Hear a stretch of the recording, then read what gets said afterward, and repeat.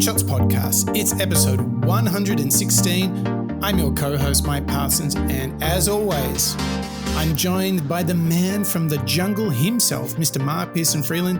Good morning, Mark. The man from the jungle himself is here to dig into adventure, to dig into the landscape of business, and more importantly, to learn from some incredible entrepreneurs and innovators. How are you doing, Mike?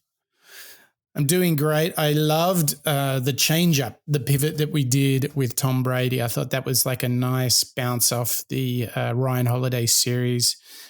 So very much to learn from Tom. But I tell you what, I think today we're in for a real treat. We got someone who's got a little bit of Tom, a little bit of Ryan Holiday, and some really unique thinking themselves. Mark, who are we going to study today? Today is a pretty unique moment, actually, Mike, because we're going to be digging in, actually, for the third time into the teachings and the entrepreneurial leadership style of Mr. Jeff Bezos. He's recently changed the landscape by, once again, creating a unique, newsworthy moment. He's actually stepped down, or he will be soon stepping down as CEO of Amazon. And what a perfect moment, Mike, for us to not only reflect on what he's done with Amazon, but also how he's shaped a lot of the ecosystems around the business itself. Totally. I don't think we could research for weeks and still not quite make a good enough case for the impact of Jeff.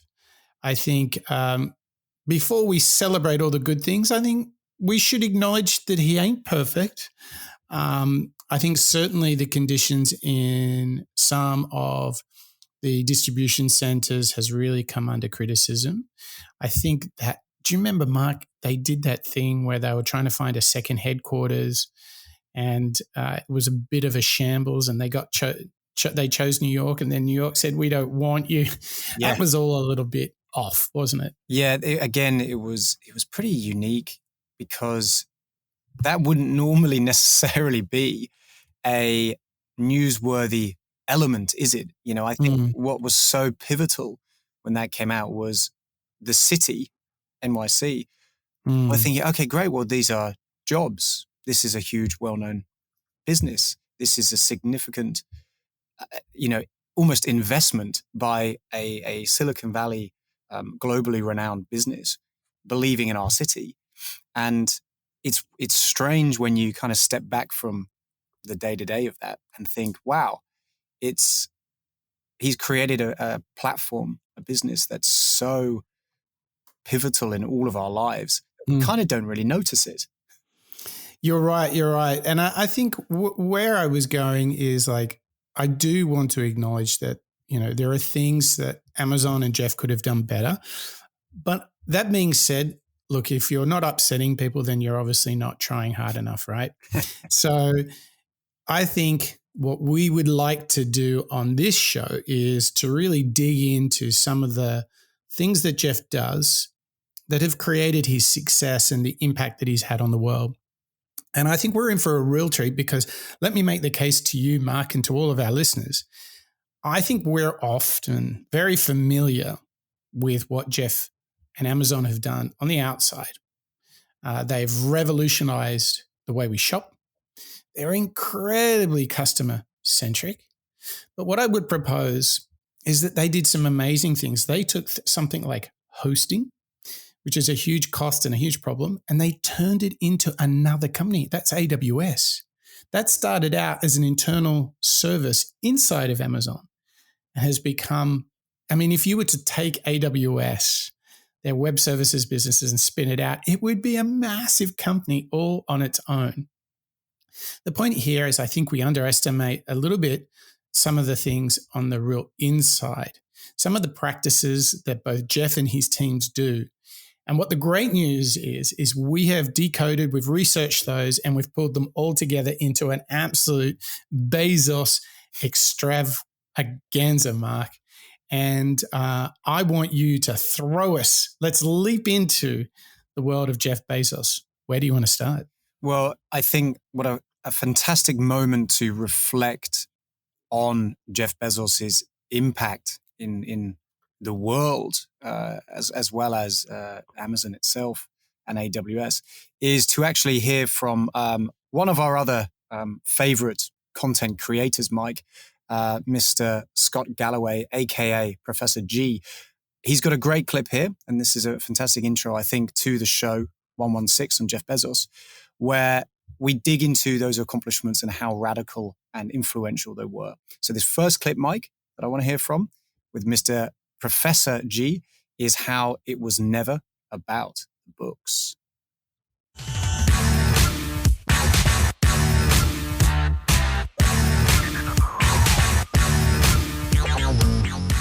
Today, we want to recognize the accomplishments of an extraordinary entrepreneur and business mind. In a capitalist society, improvements in our standard of living are, in large part, a function of the progress that private companies make. And in the history of capitalism, which, by the way, is by far the best system in the world, few people have been a greater catalyst for progress and change, positive change in the private sector, than Jeff Bezos. Last week, Bezos announced he would step down as Amazon CEO, bringing a graceful close to what will go down as one of the greatest business legacies we have ever witnessed. What Bezos has achieved is, simply put, unprecedented, taking a firm from zero to $1.6 trillion in market capitalization, turning cost centers, including product fulfillment, technology, and content, that at one point represented over 90% of revenues, into new business lines, including Amazon Web Services, Amazon Basics, Amazon Publishing, and Amazon Fulfillment. Think about that. Take your biggest costs and turn them into enormous businesses. Talk about a jujitsu move for the ages. 3, establishing a monogamous relationship with 82% of U.S. households. Nobody in history has accomplished any of those things, let alone all 3. Over the past 12 months, Amazon hired over 500,000 people. They have become, in their 27-year history, the second largest employer in America. Bezos is also responsible for one of the biggest pay hikes of all time, from as low as $10 in some locations to $15 nationwide. Over 250,000 full-time Amazon employees and another 100,000 seasonal workers benefited, and even more workers benefited by following or being forced to follow Amazon. In sum, Jeff Bezos may be responsible for the biggest one-day raise of the American workforce in history. Bezos was both a dreamer and deliverer of grand visions. The most trusted brand in the world, Amazon. What is a brand? One part promise, one part performance. In his prescient investor letter of 1997, Bezos articulated his relentless focus on his customers and what he knew from day one. But what took many of us years to realize, it was never about books. Whew.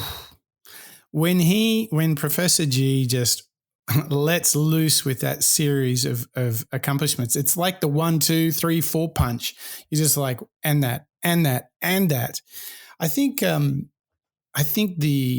scale of the success really is seen in that Amazon, the second biggest employer in America, decided to raise the salaries of its warehouse workers up to $15.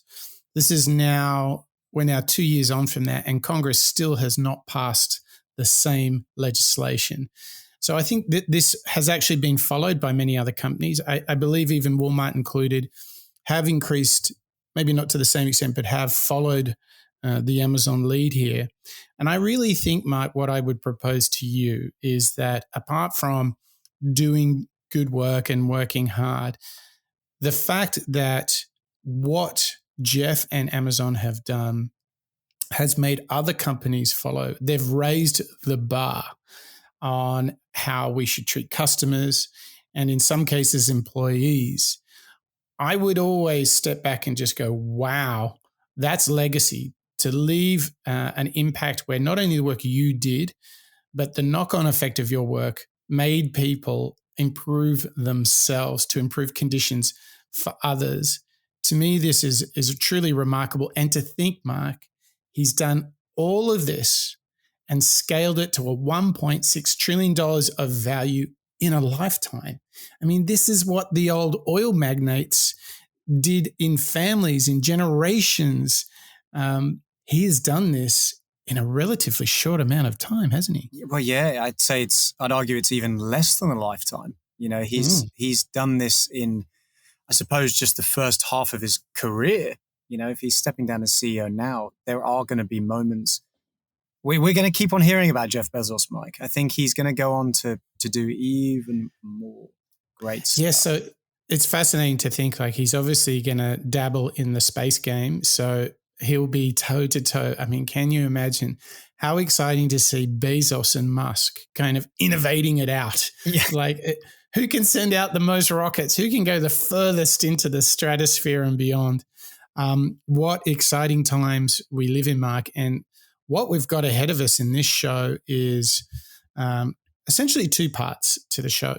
The first part being more about innovation and the externalities around the things that Jeff has done and the accomplishments of Amazon, and some really good stuff to think about how to push up against convention, how to be a little bit contrarian and independent and bold thinker.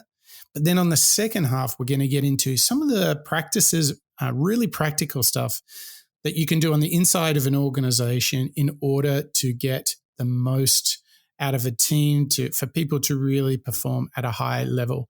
So we've got so much ahead of us. I'm really looking forward to pulling these things apart and asking ourselves the question, hey, how could we do a little bit of Jeff? Which is pretty exciting. So I think it's now that we need to turn our minds to some of the greatest challenges that we have in building a company. So where do you want to start, Mark? Well, I think the perfect little reflection. So as I've mentioned, this is actually technically, Mike, our third time of visiting Mr. Bezos. And it does feel like the perfect moment, particularly as we're in our leadership series. We've just completed Mr. Tom Brady. He was very, very, another great record setter, shall I say. Much like the $1.6 trillion worth, as well as spinning out different business logistics as new businesses themselves. And actually by creating the most trusted brand in the world, this is the accomplishments of the records that he set. Last week, we were hearing about how Tom Brady is doing this incredible work with record setting himself, but more specifically on the teams and in sport. This first section, as you've already called out, is about building a company, building the legacy, should we say. So I want to hear from Jeff himself, and actually I went back into the library of clips that we've visited before. Hang on, Mark. Did you go into the Moonshots library? Is this true? What's it look like? I did. And you know what's really exciting? Later in today's show, our listeners will find out where they can go and listen to a particular show. So we're going to give them access to the library too? We're going to give them the keys to the kingdom. Okay, cool. And I invite all of our listeners to pop back into Moonshots history and check out some of our earlier shows as well. But this particular clip, Mike, I really, really wanted to hear again because it's such a great demonstration of Jeff Bezos as a fantastic leader. So this first clip we're going to hear in this section is Jeff Bezos telling us that we should all be willing to fail. One of my jobs as the leader of Amazon is to encourage people to be bold. And people love to focus on things that aren't yet working. And that's good. It's human nature. That kind of divine discontent can be very helpful. But it's incredibly hard to get people to take bold bets. And you need to encourage that. And if you're going to take bold bets, they're going to be experiments. And if they're experiments, you don't know ahead of time whether they're going to work. Experiments are by their very nature prone to failure. But a few big successes compensate for dozens and dozens of things that didn't work. So, bold bets, AWS, Kindle, Amazon Prime, our third-party seller business, all of those things are examples of bold bets that did work, and they pay for a lot of experiments. I've made billions of dollars of failures at Amazon.com, literally billions of dollars of failures. And, you might remember Pets.com or Cosmo, or give myself a root canal with no anesthesia very easily. None of those things are fun, but they don't matter. What really matters is companies that don't continue to experiment, companies that don't embrace failure. They eventually get in a desperate position where the only thing they can do is make a kind of Hail Mary bet at the very end of their corporate existence. Whereas companies that are, making bets all along, even, big bets, but not bet the company bets. I don't believe in bet the company bets. That's when you're desperate. That's the last thing you can do. I love this clip because what he basically says, if you're not constantly experimenting, therefore having some wins, some losses, some failures, you are on the path to extinction. And then he talks about that classic thing where you see companies buy other companies as the hope that will kind of change everything. It's like the last gasp. It's the last play. It's the final shot. The buzzer's counting down, and they've realized they've been out innovated and they can no longer catch up. So they try some sort of catapult move. To me, Mark, this is such a timely reminder that we've always got to have experiments, and lots of them, and be prepared that they will not only win, but they will also lose, that they won't turn out how we might wish. And, Mark, I wanted to ask you, I think we're all, fairly excited about the notion of experimentation, but how do we get over that dread of failure? I mean, so often companies just seem to be allergic to failure. Yet what we hear is that Jeff's like, oh man, I've blown billions in bad decisions. But, we make some good ones and some bad ones. How do we get over that the gloom of failure, the curse of failure, the dread of failure? What advice would you give to all of our listeners if they're thinking of doing something a little different, an experiment, as Jeff would say? How do we get people over the hump? Yeah, it's quite liberating to hear Jeff state that he lost billions of dollars, isn't it? Right. It kind of makes me feel better. I think the hardest thing that we can do is embrace that uncertainty that comes with the unknown. The idea of either stepping out of a job that you've been doing for a while, or creating a product or business in a space that you've always dreamed of, but you haven't yet proved.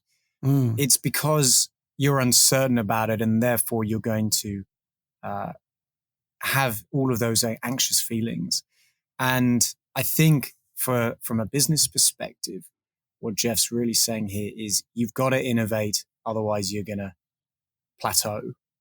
Yeah. And I think what's really empowering about that clip, and why it's such a great one to revisit, is because it's reminding us, hey, don't rest on your laurels. Constantly be trying to push the boundaries and create either better products or maybe better teams. Keep on learning. Always be curious. And yeah, let's go back to what I was talking about for a moment, because I think a lot of people don't experiment because of their fear. And I think we can really help each other, help our listeners, if we sort of break that down. So let me pitch to you a little model that we might be able to use, and let's see if we can work on it together. My thinking is here, I think we have the habit of, when we try something new, that we try and make it too complete. We try and make it really polished and fantastic, okay? And that often takes a lot of time. So by the time we actually kind of get it out there to see if it's going to work, it's almost like a finished product. And I think if we make our experiments smaller, quicker, and don't hold them as like perfect showcases, but rough experiments, drafts, pilot projects, concept designs, and do them quickly, then the stakes of if it doesn't work out are not nearly as great, are they? No, if you spend like let's say you spend 6 weeks working on an idea for an app, and you make some prototypes in Figma or Sketch or something, and then you go out and show it to a bunch of people. Versus you take 6 months, you get a developer, you spend all this time and money, and you get the same negative result, right? One's on a prototype you did for 6 weeks, one's on a huge effort of 6 months. Like, which one do you choose for? Yeah. And how many individuals have approached you or me or maybe our listeners and said, hey, I've got this great business idea. Okay, well, what do the potential users think? What do the target audience think? Have you tested it? Have you done any research? Invariably, Mike, the answer is no. Yeah. There's a subjectivity that's driving a lot of business leaders to create for the sake of creating. When you're right, doing something even on a Post-it note, like you and I have done in the past, where you collaborate with that target audience and ask them, hey, is this it? You can do it in, I'd argue you could even do it in 6 minutes. Yeah. That's pretty extreme. That's some good prototyping. That's some rapid prototyping. But, look, I will take it a different way. Let's say someone comes to you, Mark, and says, hey, Mark, I want you to join my new startup. And you're like, well, this feels like a big risk, right? It's uncertain. How much funding have you got? Is this idea any good? Or whether they're from a big corporate, it doesn't really matter. The point here is what you can also do is you can make the experiment much smaller by saying, hey, you know what? I'm interested. I'd like to get to know you more. Why don't we just work on a little side project on our weekends and see how we find working with each other? That way you get to road test me, and the same for myself. I can kind of kick the tires and check you out. The point here is you didn't have to make this massive leap, but you could just do a little experiment. In the same way you didn't have to build the app for 6 months, make a prototype in 6 weeks. And I think here, this is a great way to construct yourself to be failure ready. Because frankly, a prototype of 6 weeks, it didn't work. Or, hey, it didn't work, but what we learned, we actually found out what people really need. So let's go make another one for 6 weeks. Still then, you're 2 rounds in and you're only half the time of the 6 months, right? Yeah. And I think that we make the habit of setting these overly ambitious goals. We take too big a jumps, and it really damages how we feel about our risk appetite, our desire to embrace failure, because we made the stakes too high. So by pulling them back and just saying, what's some low fidelity experiments that we can conduct that would give us a sense of whether this idea would work, it's a great way of getting more comfortable with failure. And I think the big lesson here, Mark, that we're all getting is that it is a natural course to creating Amazon is making mistakes. It is not some serene, Zen-like win after win after win. Jeff is teaching us here, actually failure. If you're failing, you actually know you're doing the right stuff because you're kind of pushing boundaries, you're trying new things. And this is really important. I think if we can get comfortable with failure, if we can take this on board, we know Jeff does it. So if we can make the risk smaller with this kind of low fidelity tests, whether it's a personal relationship or an app, it doesn't matter. I think this is a great way for us to think differently about risk and failure and to set ourselves on a trajectory for a much more richer journey, a much longer journey where we can enjoy some of the success that someone like Jeff Bezos has. What do you think? I couldn't put it better myself. Let's put out a prototype. Let's hear what the users or the company or the teammates think, gather that feedback and make the most of that example in the long term. Now, Mike, it's kind of perfect because this next clip we've got is really Jeff telling us about the value of playing with this in mind. It's all about, in his mind, how, and actually, Mike, you know this a little bit better than I do. I'm not going to take the mantle too much, but this next clip that we've got is a really great example of Jeff Bezos being this trailblazing leader going up against arguably Wall Street, and calling out that he wants to be in the space to be weighed in the long term. So this next clip is all about Jeff saying how we should play the long game. So I have been a shareholder for a long, long time, incredibly happy, rode it up in the bubble, rode it all the way down, hung out for those 7 lean years, and then suddenly it takes off like a rocket ship. Very much a believer in the long term, the investment cycle, the big bets, all that stuff. Even I, last quarter, had a little bit of a gulp when I saw the fact that you were not just breaking even anymore, but losing a boatload of money, and in fact, way more than you even said you were going to lose, which I thought was sandbagging. Oh, they just said they're going to lose, and then they're going to come in with a profit, and the stock's going to soar. It was worse than you said. So when do you begin to say, okay, that's it, we've got to rein it in a little bit? Where's this part where you're extra nice to me because I'm an investor in the company? Is that coming? Because I want to stay around. I'm asking as a shareholder. Look, we would all love all of our numbers to be smooth lines up and to the right, and that would be terrific. But that's not how it works. Those numbers are output measures. And I guess you could try to manage your quarterly earnings very precisely, but I think personally that would be a mistake. Most of the work that we put into any particular quarter happened years ago. So it's not, there aren't that many knobs you can turn during a quarter. I mean, you can, but they're like eating your seed corn if you turn those knobs. You don't want to do that. And so people.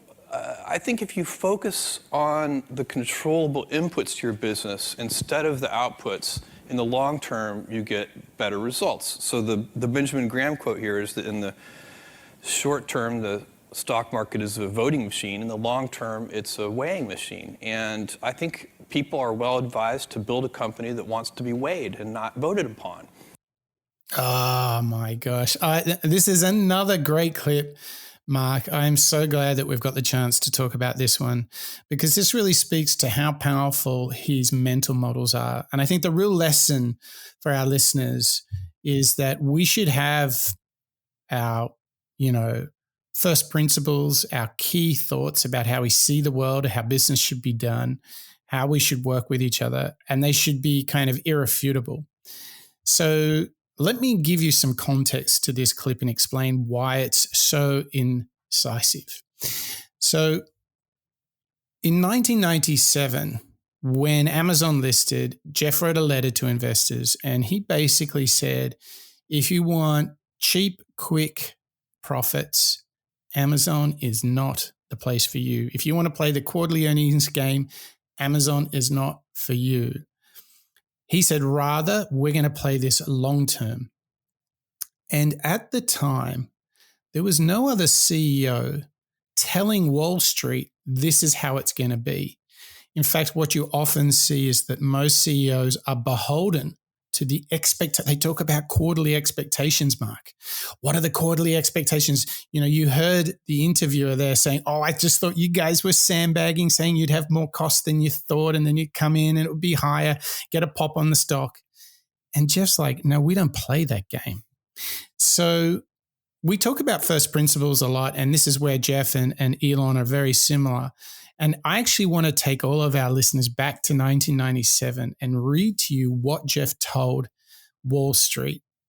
And the reason this is so important to enjoy, to digest, is this is a man who is very clear in his thinking and his convictions. And I think this is so inspiring, really informative to see that he wrote this back in 97. So let me read to you what Jeff Bezos wrote to his shareholders and wrote to Wall Street. And I quote, "We believe that a fundamental measure of our success will be the shareholder value we create over the long term. This value will be a direct result of our ability to extend and solidify our current market leadership position. The stronger our market leadership, the more powerful our economic model." Now, I'm just going to pause there. He already understood what is famously called the Amazon flywheel effect. He understood already in 97, just as a bookstore, that as they scaled, the network effects of their business would extend. I mean, this is so, the foresight that he is showing back in 97 here is off the charts. But let's keep going and hear what else he's got to say. Because of our emphasis on the long term, we may make decisions and weigh trade-offs differently than some companies. We will continue to make the investment decisions in light of the long-term market leadership considerations rather than the short-term profitability considerations or short-term Wall Street reactions. We aren't so bold as to claim that the above is the right investment philosophy, but it's ours. And we would be remiss if we weren't clear in the approach we have taken and will continue to take. Boom, bam, take that, Wall Street. You are not messing with me. Remember, Wall Street's just a little .com back in 97. It's like nothing like it is now. Yet he had the power of his convictions. He had his first principles. Long-term, Mark. Thinking long-term. How inspiring. I mean, obviously, the biggest lift I can do here is Simon Sinek, his latest book, right? He talks about the infinite game. He talks about legacy. What we can draw from both Sinek and Bezos here is we want to be weighed on the value we create, not voted on the short-term decisions of today or the short-term wins of today. I think this is brilliance right here. What do you think, Mark? Yeah, I think whether it's a lesson that our listeners, as well as myself, take to inspire us around businesses or products that we're building, I think it's also totally true when we turn inwards as well, Mike. You know, coming off the back of the Ryan Holiday series, where he was telling us it's about, reflection and trying to get yourself into not reacting in that short-term element, but thinking about the long term and seeing obstacles as opportunities. I think this is a great demonstration of Jeff Bezos doing the same thing. Obviously, in this case, his obstacle was returns. It was perhaps even Wall Street. But what he's calling out here, and I really, really love just that end of the piece that you were reading out, we aren't so bold as to claim it's the right investment approach. That awareness, say, hey, look, I might not be able to do it, but because I'm going to go and give it a go, I'm going to be bold. We're going to own it. We're going to own it. I'm going to own it. So powerful. Yeah, and just a reminder to us and our listeners, we've all got to know what drives us, what are our first principles, what are the things that are really important, and stick to them through thick and thin. And the context of this is he was a small company telling Wall Street, this is how it's going to go.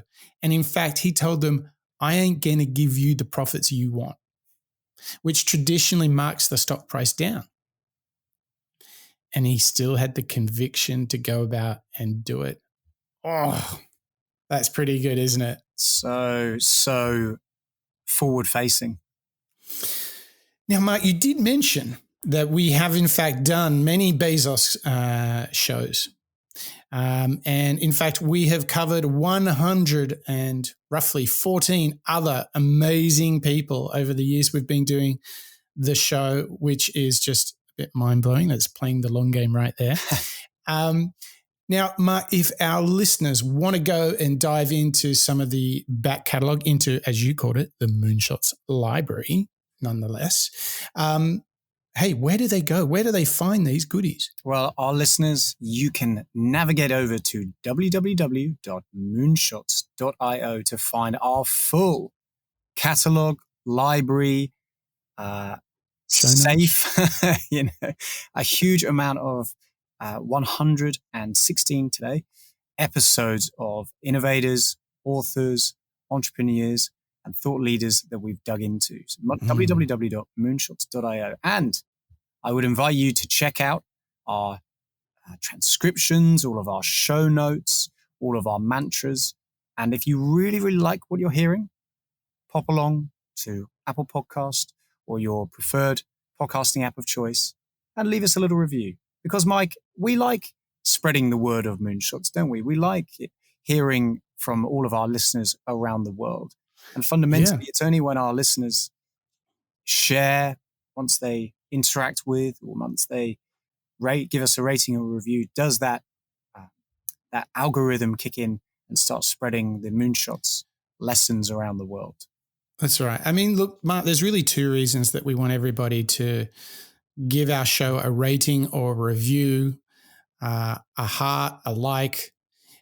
First of all of the main podcast players, the more that you like, rate, review, and share the show, the more they recommend it to others. And it's really important because for us, we're on a mission to learn out loud. And we believe that, going for a moonshot or being the best version of yourself is something that means a lot. And we think a lot of people in the world are trying to be the best version of themselves. So we hope that every day this show gives someone something to help them along on that journey for a little extra 1% boost. But also, Mark, look, our users have the coolest user names on the planet. And we're looking for some inspiration because we know we have a ton of listeners coming in from all four corners of the world. I mean, right now it's a battle of Eastern Europe to be top of the charts because Bulgaria, Lithuania, Czechoslovakia, Poland are all fighting it out to get us to actually number one on the business podcast charts. It's phenomenal. So thank you. We love you, Bulgaria, Lithuania, Czech, Poland. Guys, girls, thank you. We really appreciate having so many listeners in the world. So give us a thumbs up, a rating, a review, because frankly, we just want to see the coolest user names, the user handles on the planet. True moonshotters, get in there and go for it. We would appreciate it a lot. Okay, Mark, time for us to delve more into the inside of Amazon, wouldn't you say? Yes, much like we love hearing from our listeners, for Jeff and Amazon and all of the work that he's done that's pivotal to the landscape around us, he also focuses on people. So now we're going to hear from our Mr. Professor G, again, Scott Galloway, about how Bezos really inspires us when actually producing and creating work internally. So this first clip, Mike, that is just a fantastic one. This is really, really great. This is all about how Jeff Bezos created the 6-pager. Plenty of big-time CEOs appear to take pride in being difficult to work for, and they let less visionary people worry about the details.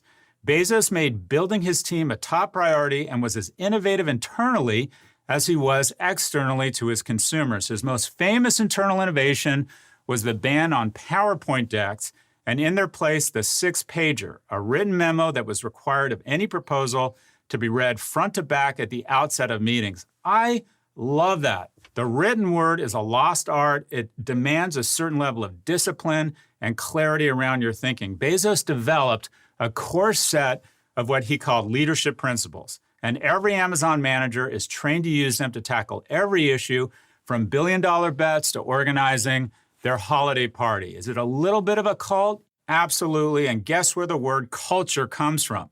Overall, executive turnover at Amazon has been estimated at 2% compared to an average of 15% for other high-growth companies, and 24% for Snap and 27% for Tesla. That's right. Snap and Tesla lose the same proportion of employees every 2 weeks as Amazon loses in a year. Oh, I didn't know that Amazon's turnover was so low. Inversely, I'm shocked to hear that Tesla's losing a quarter of its workforce. The annual turnover, that's insane. Isn't that enormous? Think about the amount of time a business goes through the stages of hiring, onboarding, training, communicating with a new hire. And to lose a quarter a year, I know. Think of all that wasted time, where conversely, Amazon only lose 2%. I know. Really, really stark contrast there. But once again, the capacity to go against the trend where every company is like drowning in these epic PowerPoint slides. He's like, no, you know what? I'll ban that. You got to have the 6-pager. And you know what they all do is they all have to sit around the table and read it together at the same time. which is a nice little practice where everybody is really getting, talk about getting people aligned. Mike, I think, what we're learning here is that I'm going to take a guess that Jeff's like, I think when you're forced to write a proper narrative from start to finish in a proper document, right, rather than a jazzy slide presentation, the thinking needs to be good. I think the presentation can kind of cover and hide some glaring inadequacies of the thinking if you've got the latest fonts and icons and stock photography. I think a 6-pager, you got to know what you're talking about in a 6-pager, right? Yeah, it's similar, Mike, to when we have discussed on the Moonshot podcast before the value of creating a skeleton deck, or a white pager. Because if you can condense everything onto maybe even just one page or maybe more and really focus on that content, that's going to be where the magic happens, isn't it? That's where the original thinking as well as the logistical how-to exists. And you can avoid those, like you say, fancy fonts, transitions, PowerPoint, death by PowerPoint, then even better. But I would take it one step further, actually, Mike. I believe that this is quite similar to what Cal Newport was really digging into. Detoxing. Once you turn off the monitors, turn off the laptops, put away the mobile phones, and instead, with this clip, you're just focusing on 6 pages. Maybe it's printed, whatever it might be. You're suddenly removing distractions. Oh, I can't find the right cable to plug in the computer. Oh no, why isn't the mouse responding and why can't I click to the next slide? Get rid of all that and focus on the actual here and now. Let's get all of those individuals in the room. They've all made time in their schedules. Let's use that efficiently. Get down into the guts of it. Let's really focus on the core information from that 6-pager by stripping out all those distractions. Yeah, and I think why this matters is I think a lot of companies make bad decisions because the initial thinking is not great. There's not a real analysis of the data, the problem. What do we learn from that? What could we benchmark as our options? Let's weigh up the pros and cons of the options. I think, we're far more scrappier and reactive than that. And what I love about this is a device that we can all use to think better. Because I am absolutely convinced writing is a way of making yourself think better. I think it forces you to go, I often read things, Mark, that I write at first go. And I'm like, yeah, that's kind of it, but it's not exactly what I want to say. And it's those moments where you're like, oh, it's not exactly what I say. What am I trying to say? Once you hit that space where you're like, I'm trying to make a connection between this and this other thing because that's where the value is, but I haven't really said that. So the act of making those connections, creating a series of critical thoughts, a sense of logic. Here's the data. Here's what we can learn about the data. This presents us with opportunities. Here, I weigh up the opportunities. Therefore, I recommend option B.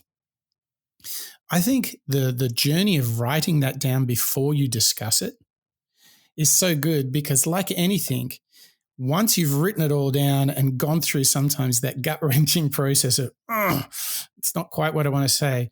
Once you're on the other side of that, you've sort of mastered the idea. You sort of know it. You've gone through this inception process where you've onboarded the thinking. And this is a great device for us all to think better. So what do you think, Mark? If you were going to propose something radical, could you use the 6-pager? How would you do it? Well, I tell you what, it all starts with getting my own mindset correct. Or, sorry, maybe a better word would be my own motivation and approach correct. And I think that really starts with personal development. Of an example, that would be journaling. Yeah, totally. It's exactly, we've spoken about it a number of times on the Moonshots podcast, but once you sit down and really tackle that problem, whether it's work or whether it's a 6-pager or whether it's just something that you're dealing with personally in your personal life, scribbling it down, writing it out, enunciating it, putting it into physical beings. Maybe naming the beast. That's another phrase that we've referenced before. That helps you work out the problem. So that's where I would start, Mike. I would start by naming it, accepting it, trying to figure out how I feel about it by writing it down. And then using that same method, putting it into maybe it's a team-facing brief, maybe it's a team-facing note, or maybe it's next steps, whatever it might be. I totally agree with where you're coming from, which is by building something, because you've got a white page in front of you, by building something from the ground up and writing in a way that makes sense to you, you're going to have a better chance at making it make sense for others. Yeah. And the better your thinking is, you'll probably get a few suggestions in the meeting that make your thinking even better, right? Collaboration. And that brings us to another big Bezos thing, which is surrounding yourself with brilliant people. And we've got another clip right now, and it's funny because it's very easy to get carried away with the myth of the entrepreneur or the oracle, Warren Buffett, Steve Jobs, Jeff Bezos. But what I love here is we've got an insight into how Jeff actually thinks about people, thinks about team, and how we can get the most out of them. So once again, let's have a listen to Jeff Bezos. What do you do, though, as a leader of a major online company to make sure that you are in touch with people like some 19-year-old in his bedroom with a computer changing profoundly so much that all the record companies want to see him? How do you stay in touch with that kind of experimentation and that kind of energy? Hire smart people. And how do you go about that? If you don't hire, because a single individual cannot keep in touch with the plethora of of new things happening. So what you have to do is you have to put in place a recruiting process that attracts and retains smart, talented, hardworking people who want to be a part of your mission, whatever it is. Then when you talk to them, when they bring out the CEO to talk to these people, what's the mission statement you tell them? First, it's Earth's most customer-centric company. And we have and I explain what we mean by that, because we have a very precise definition for customer-centric. It means listen, invent, and personalize. So first, you have to listen to customers. Companies that don't listen to customers fail. Second, you have to invent for customers, because companies that only listen to customers fail. It's not the customer's job to invent for themselves. It's our job at Amazon.com to invent things like one-click and other things like sales rank going from 1 to 18 million. Those kinds of things that customers really like. That's our job, not theirs, to think of that. And third is personalize. Take every individual customer and put them at the center of their own universe. And then, when we talk about Earth's most customer-centric company, we mean that in a very broad way. This is bigger than Amazon.com. What we want to do is sort of uplift the worldwide standards for customer service and customer centricity. So this is sort of like Sony. Sony, sort of born right after World War II, is a company that set out, if you go and look at their early mission statement, it was not to be known for quality. It was to make Japan known for quality, not Sony, Japan. And that's sort of what we want to do. We want to do something bigger than Amazon.com. To make what? Well, define it for me. It would be that that we set a new example for customer service and customer centricity that other companies look at, admire, and want to emulate. And that is a mission that people can get excited about. Oh, I tell you what, I'm excited by that. That was great. Isn't that a great snapshot into the mind of Jeff Bezos? You can imagine him, again, going back to your reading of the 1997 statement. Again, this is Jeff demonstrating to us that he is all about the long term. He's creating Earth's most customer-centric company. He doesn't mind that it's got to be broad. He's not necessarily saying Amazon.com is going to be the answer. Instead, it's the entire plethora of business units and elements and verticals. But where I think the real kicker is, Mike, is that end bit. He wants to set an example for others to follow him. He wants other companies, maybe even governments, as we've heard about the minimum wage, to be inspired to take, so to speak, a leaf out of the Amazon book and follow that. Go out and be more customer-centric. Go out and create a better product for those customer individuals.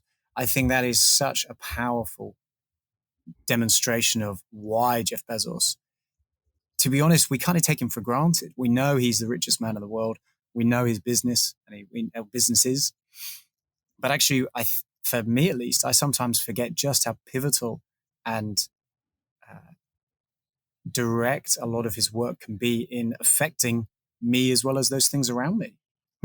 Had you heard that Sony story before? I love that Sony story. I haven't actually. I hadn't heard it. Isn't it fascinating? Because what I sensed as he was saying, I want to uplift standards for customer service, just like Sony did for quality, and they started out for Japan. All of a sudden, as I listened to that, the vision really captured me. I was like, whoa, that's when you and I were like applying for jobs in book distribution center and warehouse. We're like, yeah, come on, I want that. Yeah. Wasn't that the real term? Because the sense of the scale of their vision was just like, whoa. When you suddenly appreciate, and perhaps this was one of Bezos's greatest achievements as Amazon CEO, is to not necessarily show where they were going to end up. Because of the desire to experiment, the desire to occasionally fail, but always to stay bold and try new things, while simultaneously having an eye on the future and having an eye on, okay, well, this is where the market's going to go and this is why we are doing it. We've started with our why and our mission statement. It was actually to create a business that has an unfathomable effect on us, on consumerism, on the lifestyles of many, many of us. Customer service levels. I mean, delivery, they have totally defined our expectations about when things should be delivered. I mean, they are the standard to which everybody else is scrambling to keep up.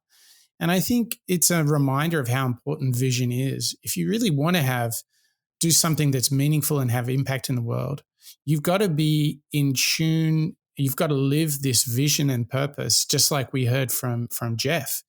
And you will set the standard in whatever game you're playing. I think it's very instructional to see, and you can just tell the way he's explaining that. I mean, that's not some sales pitch. Like he's really in it, and such a great way for us to kind of put a bookend on how he thinks about sharing the vision internally, how they write the 6 pages to get their thinking right. These are all the things that we can learn from, but also I think, Mark, you, myself, all of our listeners, we can do them too. We can write a 6-pager. Just do it. We can hire smart people. Just do it. We can, wait for this, have a bold and audacious vision that's far beyond our company, but setting a new standard in whatever game we play. I mean, this stuff is powerful, but we have one last little zap of energy from Jeff Bezos, don't we? We do. And exactly to your point, Mike, we all have the capability to be bold, to go out and create something new and to have that vision. And we've all just got to go and experiment. But one final lesson that we can learn from Mr. Bezos as our closing clip, Mike, is the fact that everything comes with overheads. People have very high standards how they want their work life to be.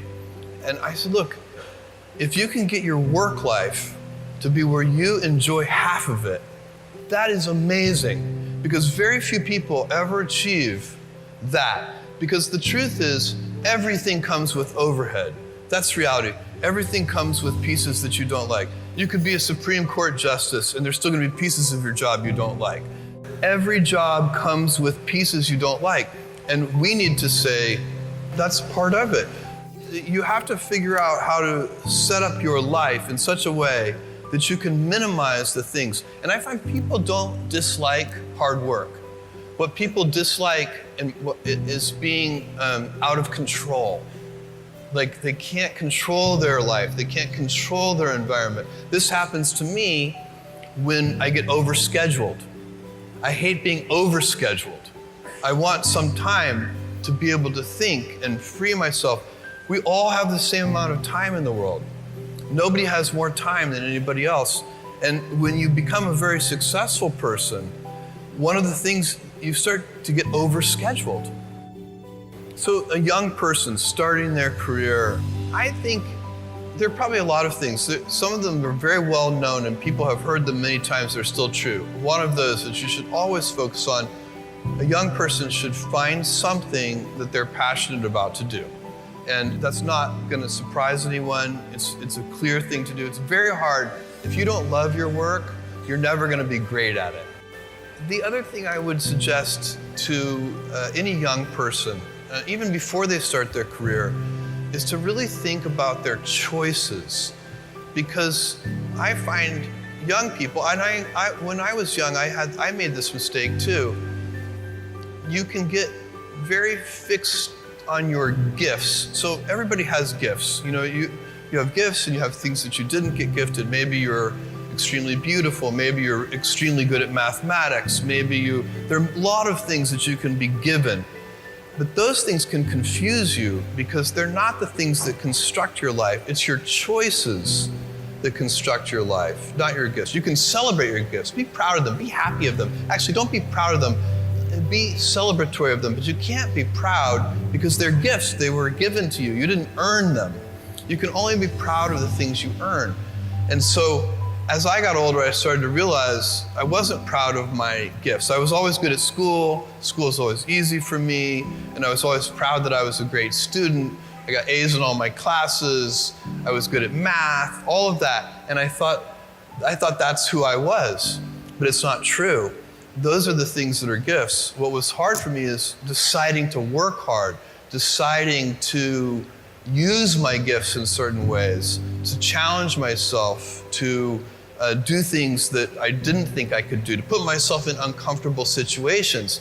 We all I would say to a young person, you can choose a life of ease and comfort, or you can choose a life of service and adventure. Which one of those, when you're 90 years old, are you going to be more proud of? Jeff bringing it home, serenaded by a lovely piano background ambience. Mark, that was pretty awesome to hear somebody who's also got all this great thinking about opportunities, innovation and failure, writing the 6-pager, hiring smart people. In the end, you can hear that he made a choice for hard work. And I thought that was very, very powerful. Yeah, it's a great bookend for the end of the show, as well as for Jeff Bezos. The reason why he's a feature within our leadership series, Mike, because he's calling out, hey, look, things are hard. You're not necessarily going to be given an opportunity on a silver platter. You're not necessarily going to be able to roll out of bed and, find that life is easy every single day. Each day may present a new challenge.